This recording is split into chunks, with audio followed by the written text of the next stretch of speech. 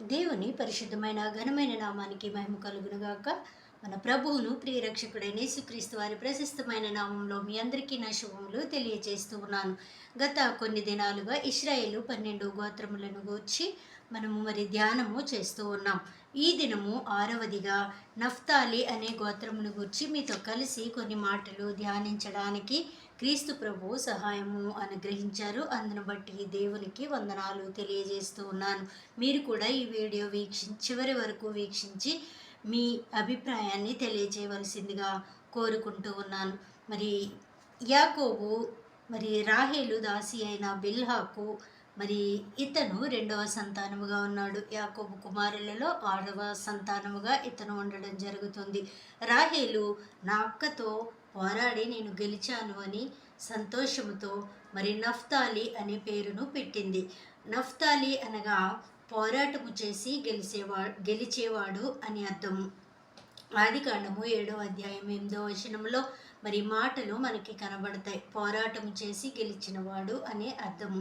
ఇతన్ని యాకోబు జింక వంటి వాడు అని దీవించినట్లుగా బైబిల్ గ్రంథంలో మనం చూస్తాం. ఇతను అందమైన వాడు, అందమైన మాటలు పలుకుతాడు అని యాకోబు ఇతన్ని దీవించినట్లుగా మనం చూస్తాం.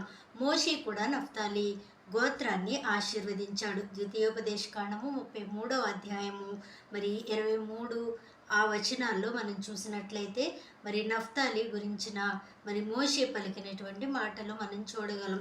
ఈ గోత్రము దేవుని కృపతో నిండింది. వారి యుద్ధ వీరులుగా ఉన్న, పోరాటము చేసి గెలిచిన దేవుని ఎన్నడూ ఎడబాసినట్లు బైబిల్ గ్రంథంలో వ్రాయబడి ఉండలేదు. ఈ ప్రాంతము గలిలయ ప్రాంతం ఇశ్రాయేలు దేశంలో ఉత్తర ప్రాంతాన్ని స్వాధీనపరుచుకున్నట్లుగా మనకి చరిత్ర తెలియజేస్తుంది.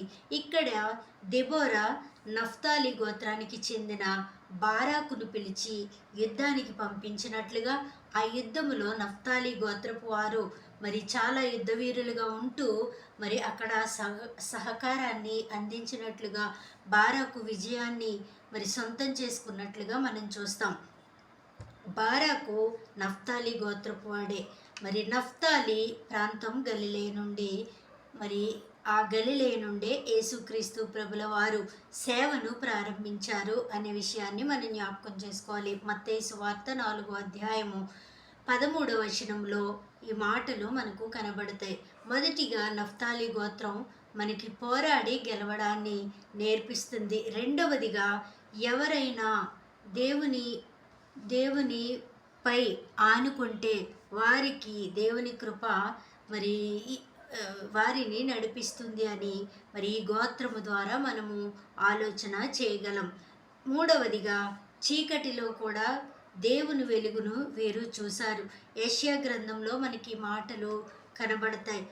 9వ అధ్యాయము 12వ వచనంలో మనం చూస్తాం, చీకటిలో ఉన్న ప్రజలు గొప్ప వెలుగును చూస్తారు అనే ఆ యొక్క ప్రవచనము నెరవేరినట్లుగా మనం చూస్తాం.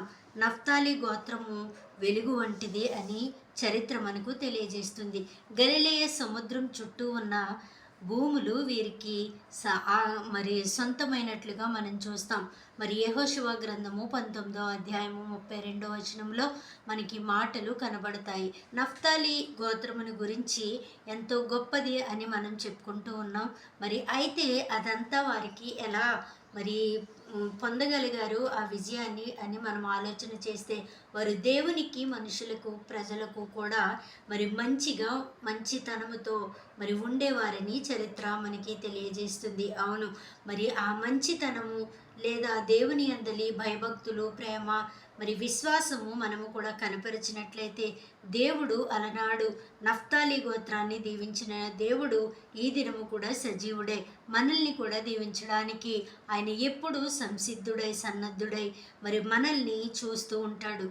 మన క్రియలు మనం చక్కబరుచుకుని దేవుని యందలి భయము, భక్తి, విశ్వాసముతో కొనసాగిపోవాలని నా ఆశీర్వచనాన్ని మీకు తెలియజేస్తూ, నా ఆరోగ్యం కొరకు కూడా మీరు ప్రార్థించాల్సిందిగా కోరుతూ ఈ మాటలు ముగిస్తూ ఉన్నాను. దేవుని కృప మనందరికీ తోడై ఉండునుగాక. ఆమేన్.